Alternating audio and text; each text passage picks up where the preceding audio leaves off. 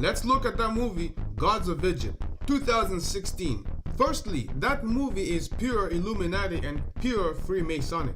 That movie was strictly promoting or talking about the story of Horus, the left eye and the right eye, the eye of Ra and the eye of Horus, the one representing the sun and the other one representing the moon. In other words, the story behind the eye in the pyramid. In other words, paganism, idolatry. But I'm not here to put the heavy emphasis on this. I'm only here to point out something very interesting that I saw in the movie. Now, I did not see this coming. I never expected Hollywood to actually even go right ahead and change the whole shape of the earth as a whole in the movies. But in 2016, in the movie Gods of Egypt, guess what they have done with the image of the earth?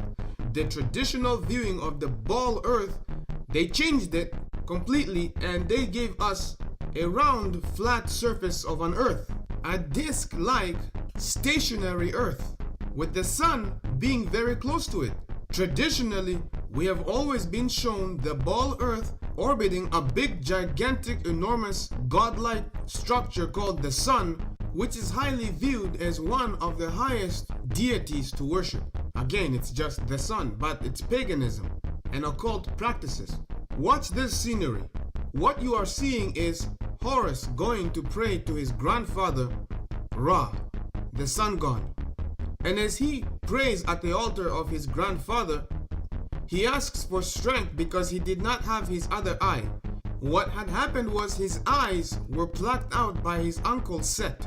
Set plucked out both of Horus's eyes. However, a common thief went and stole back one of his eyes and gave it back to him. However, he did not have the strength to be able to transform. Why? Because he did not have both of his eyes. His eyes are his source of strength.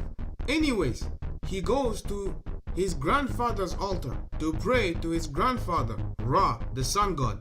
And when he prays, his prayer is answered and he receives power to be able to transform himself into this deity that had wings and can be able to ascend and fly into the heavens. And this is where I want you to pay attention and observe.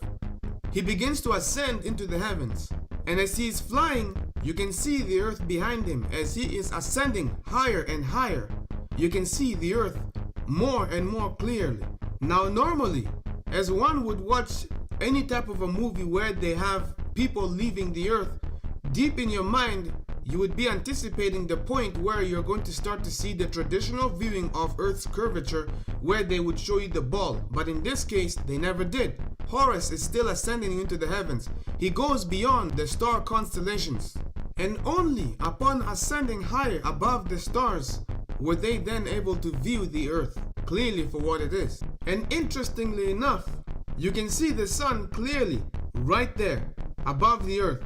And you would traditionally think or expect the sun to be 93 million miles away, and it's this big ball of light.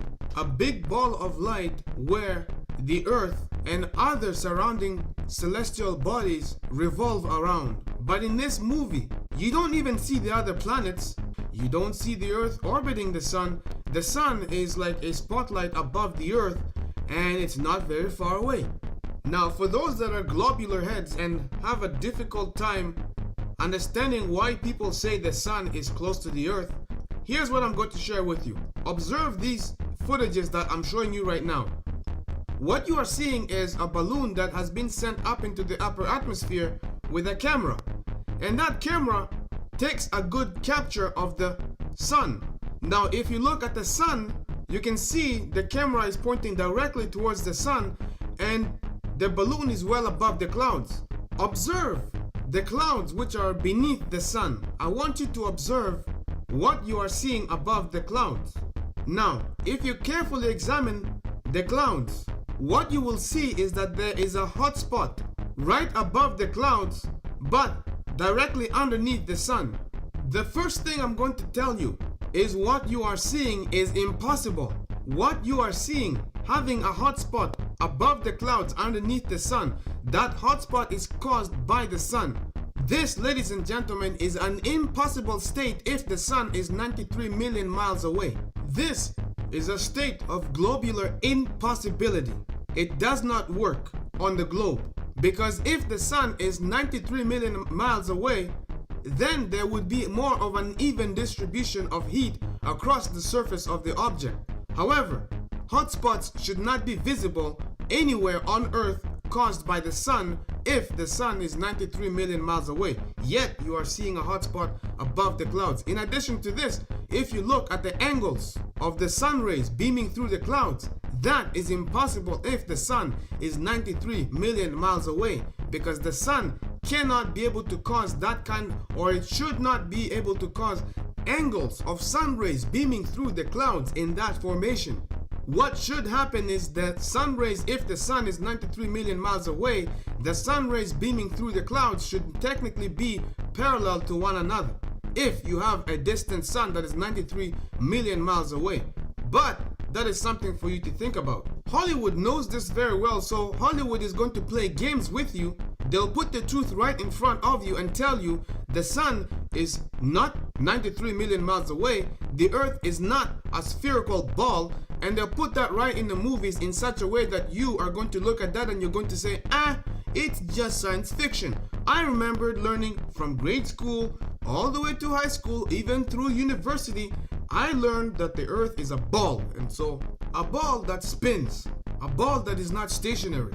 But yet, when you are above on a helicopter and you're hovering above the earth, you look down on the earth doesn't move beneath your feet, but you have faith that the earth spins. Yet you will look down on the earth is stationary, but yet you have faith that you are on a spinning ball. You will look on the horizon and not see the ends thereof.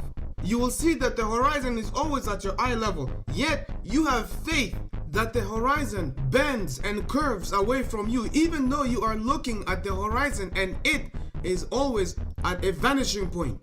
You have faith that you are on a ball that has a curvature. Let me simplify this for you. Here you are on ground level, gazing into the horizon. You get to a point where you can't see beyond the horizon. Everything hits a vanishing point.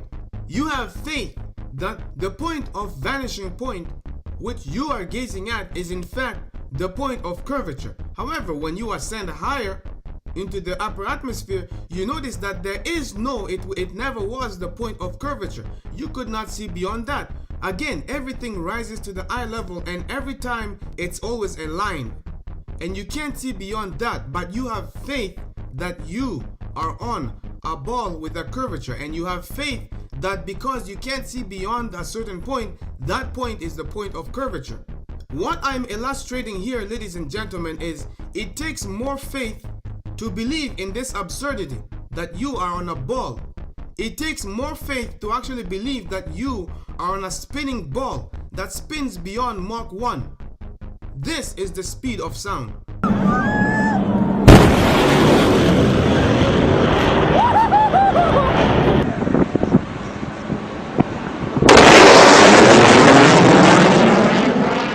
Sound travels at about 760 miles per hour, or 340 meters per second.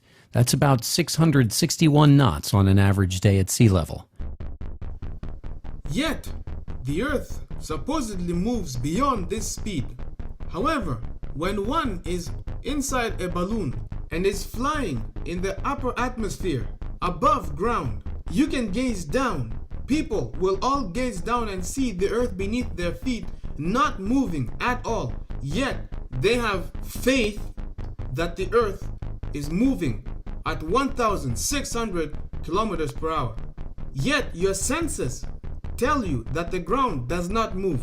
In other words, you have been conditioned to not believe your own senses, but rather believe the experts. Whatever your eyes are telling you that you are seeing, the experts say, no, that is not what you are seeing. And ultimately, what ends up happening is you allow the experts to overrule what your eyes are telling you.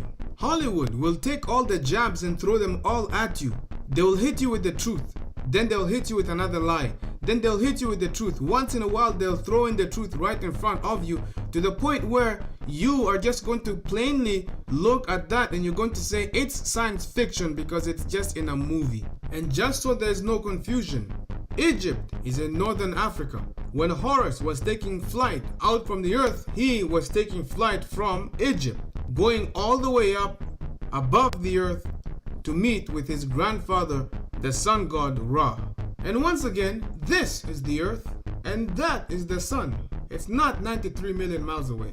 Make note that although they are showing the round disc-like structure of the earth, this is actually a false representation because that is what the Flat Earth Society has been pointing out to. But this does not match the biblical description of the earth itself, because there's a firmament that covers the earth. There's a firmament that divides the waters above and the waters beneath.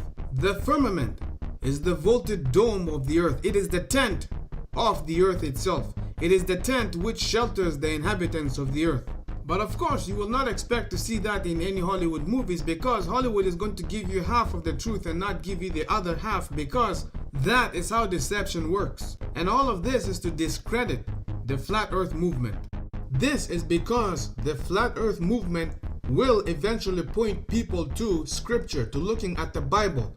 That is something that they cannot tolerate. This is something they do not want. The rulers of this world, the last thing that they want is for people to come to the Bible and for people to come to the light of God. This is something they cannot tolerate. They want the traditions of men and the New Age doctrines of devils to overrule the Word of God. That is something for you to keep in the back of your heads. This is The Controversy 7. Thank you for tuning in and for joining me. Feel free to go to my website, thecontroversy7.ca, or join me on Facebook. My link is in the video description box. Take care and be safe.